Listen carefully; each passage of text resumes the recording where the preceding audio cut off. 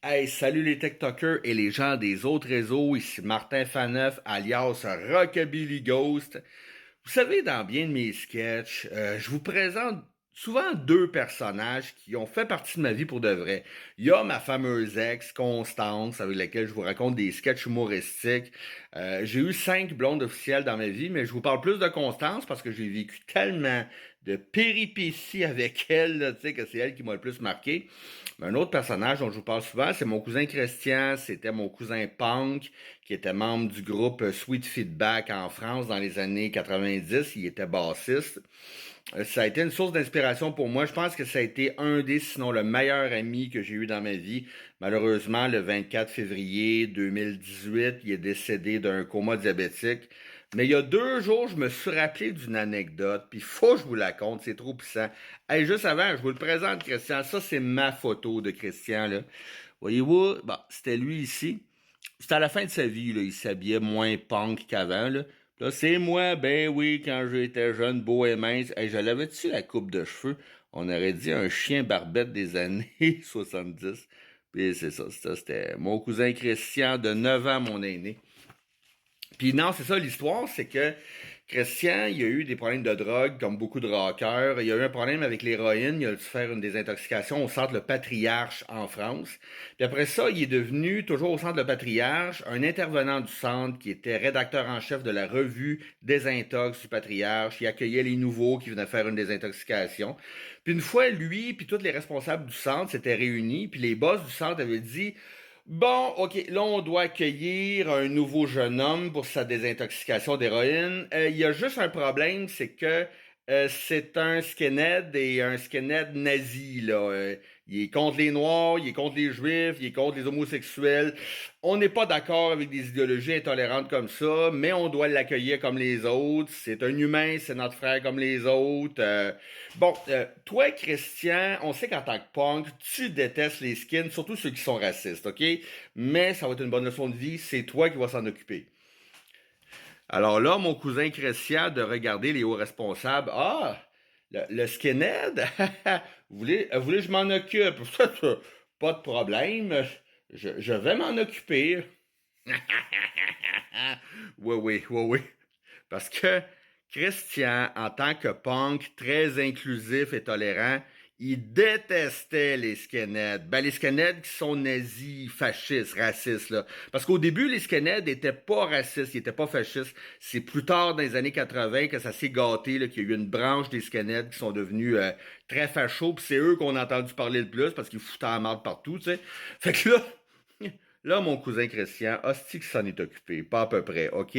Parce qu'une désintoxication d'héroïne, c'est assez rough. C'est une des pires souffrances qu'un humain peut vivre, OK? Pendant une semaine, stopper l'héroïne d'une shot, là, tu dégueules partout, tu chies partout, tu pisses dans tes culottes, tu shakes comme une feuille, t'as mal partout comme si t'étais planté de couteaux partout, pas capable de dormir pendant une semaine, fait que là, hallucination, délire, écoutez, le sevrage d'héroïne, il paraît que c'est l'enfer sur la terre. Puis la seule façon qu'ils réussissent à dormir un peu, c'est de les fatiguer beaucoup avant l'heure du sommeil. Donc, chaque soir, les héroïnomans en sevrage devaient faire une promenade dans le bois avec les intervenants, un long, long sentier, pour qu'ils se fatiguent et qu'ils soient capables de dormir un peu, un petit 2, 3 heures, tu sais. Fait que mon cousin Christian, le skinhead, à chaque noir, à chaque soir, OK, il l'amenait dans le bois, OK. Puis là, il faisait faire un long, long, long tour, plus long qu'il le fallait, OK? Puis il s'arrangeait pour pas le faire passer dans le sentier. Non, non. À côté du sentier, où il y avait les ronces, les épines, les chardons, les branches d'arbres. Christian, je suis vraiment obligé de passer là, ça fait mal. Oui, oui, oui, la douleur fait partie de la thérapie, mon ami. Ben oui, c'est. Plus tu vas avoir mal, ça va te faire sécréter des endorphines, tu vas bien dormir après. Ah oui, on continue, on continue. Ah, c'est qu'il l'a pas manqué. Ça, c'était mon cousin Christian. Tu sais, c'est comme mon cousin Christian, il était raciste envers les racistes. Vous voulez ce que je veux dire? Ça, je me suis rappelé de cette anecdote-là il y a 2 jours, puis je l'ai ri en tabarnak, OK? Mais comme d'habitude, qu'est-ce que je vais faire? Ben, je vous finis ça avec la seule chanson punk que je joue. C'est grâce à Christian que je la joue. C'est lui qui m'a fait connaître le groupe des Stooges. Alors, je vous interprète encore une fois No Fun des Stooges. OK, de retour. No Fun des fucking Stooges.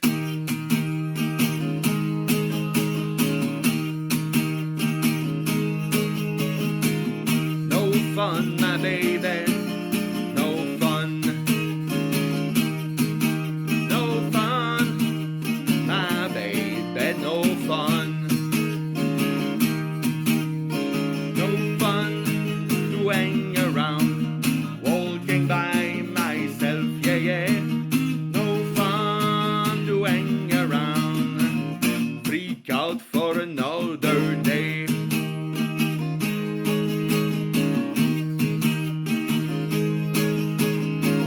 No fun, my baby.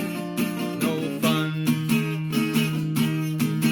No fun, my baby. No fun. No fun to hang around, feeling that same way, yeah, yeah. No fun to hang around, in love with nobody else.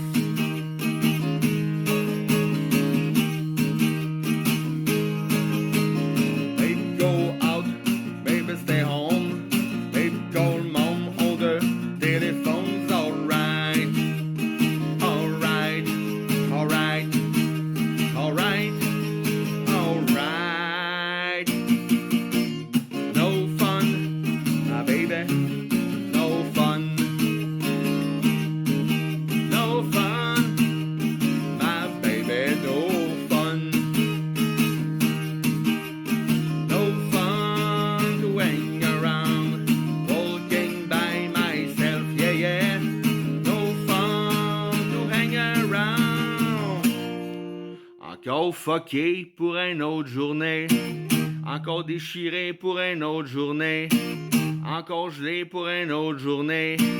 Encore défoncé pour une autre journée. Encore toasté pour une autre journée. Dans le fond, le gars dans la chanson nous apprend qu'il y a comme un genre de problème de drogue.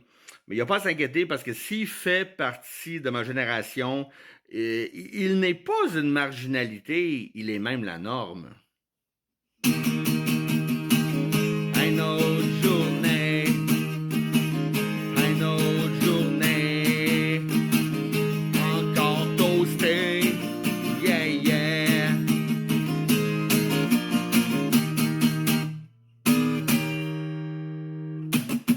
Oh yes! Alors, encore une fois, Christian, continue de veiller sur moi d'en haut puis sur mon rock and roll. OK, t'étais le meilleur pote de ma vie. Salut, peace have fun.